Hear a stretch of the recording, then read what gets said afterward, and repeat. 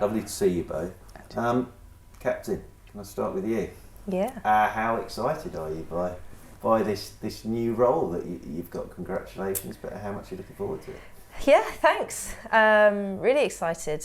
I was speaking to John Batty, the head coach, a number of times after Christmas, and we had a couple of ideas, and then it was nice to get the call a few weeks ago to confirm everything. So yeah, really excited and honoured to be asked to do the role. So it's always quite difficult pre-season wise as a captain, isn't it? Because you don't want to go too hard on thoughts and processes. How much you're looking forward to actually getting started and playing some competitive cricket?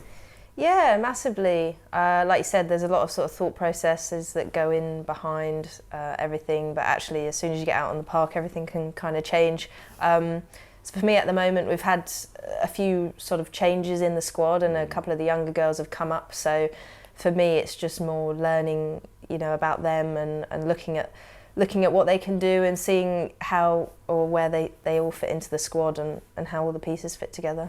A few more meetings? Yeah. We've got a training session this Sunday. So again, I'll be sort of going down with my notepad, having a little look around and yeah, but it's great. Got a really good relationship with John Batty as well. So we've had a number of phone calls and just sort things out like that. Yeah, with JB, it's an interesting one, isn't it? Because he obviously captained here. So to have a guy like that as well, who knows the pressures and knows because at times you can get caught up in so much of other people's stuff, you forget about your own game. So he's an ideal guy to have alongside, isn't he? Yeah, and he's super calm as well, really level-headed.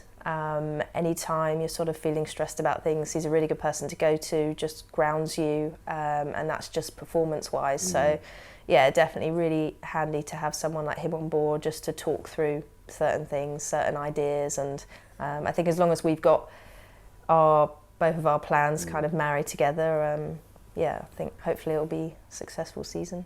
Danny, under contract now, what difference has that made for you? Or already, what sort of difference has that made? Mainly the contact time. Obviously in training a lot more now than I was on the pay-to-play contract. So just having that time with the coaches and with the other players, especially these guys, it's been so beneficial, obviously learning from them. And even just asking the questions of the coaches, just having been able to have those conversations about my game is obviously only going to help that improve. Obviously more time bowling the ball, more time hitting the ball, obviously catching the ball.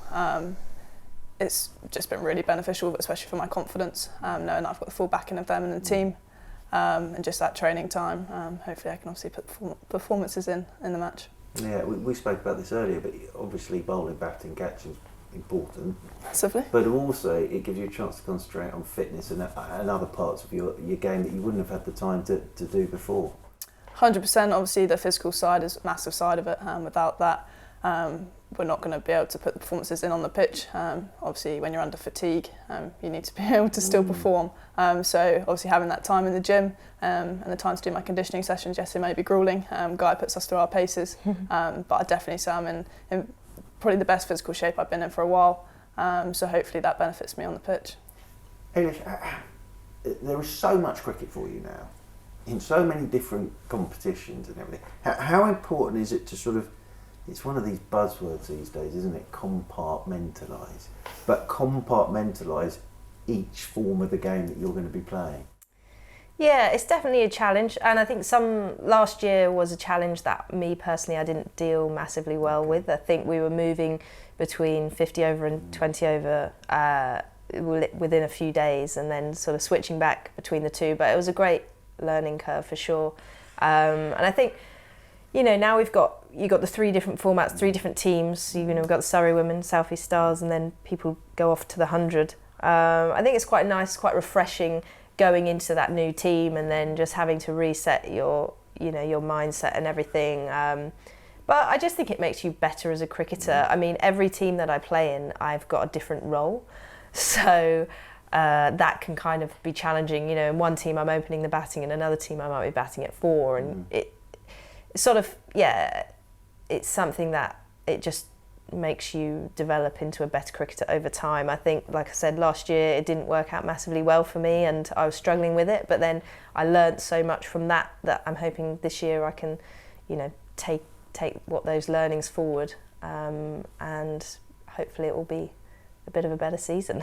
Danny, the thing I've always thought with all of you is you're incredible at juggling so many different things that are going on, and obviously now under contract, but and the same with Aylish, you know, there's plenty of other things that you're doing going on.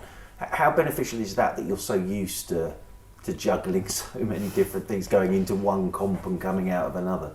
Yeah, it definitely makes a big impact. Obviously juggling my university studies alongside the cricket has made me got to be very organised, and obviously keep those communication channels open with everyone so they know obviously what's going on. So in terms of quick switches between formats and that kind of thing, you're definitely prepared for the unknown effectively.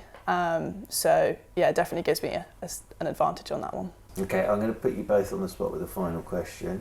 I think you overheard what I did with Bryony and with Aylish. So Aylish, talk me through Danny Gregory. Now the one we all remember, London Cup, 2 years ago. As I've said to Danny before, the great thing for me was other than commentary when it went viral. How talented is this one? Oh, massively. And I think, you know, Danny's someone always reliable. We bring her on to take wickets. She's, you know, takes wickets regularly, can bowl a 10-over spell, and we know that the batters at the other end aren't going to have much fun. But I just think for me, just seeing Danny grow from the last sort of 3 years, that we've got to know each other better, and just see how much she's come on is just, yeah, really impressive. And now it's great to have someone like her in our team. You know, we're looking for that someone to take a wicket or to slow the run rate down, and we've got that one person who we can put on and know that they're going to be reliable every week. Danny, I always describe your new captain as the glue in the side when I'm on commentary. There's always that calmness when she walks out to bat, and when she's at backward point, you know, don't go either side of her. How would you describe your new captain? I think you've hit the nail on the head, to be fair, with the glue in the team. She's very calm and level-headed, especially when she goes to walk out to bat. We all have full faith in her. You know, even if it's a sticky situation in the match, she'll get you out of it. And she's a very diligent person, very professional around the squad.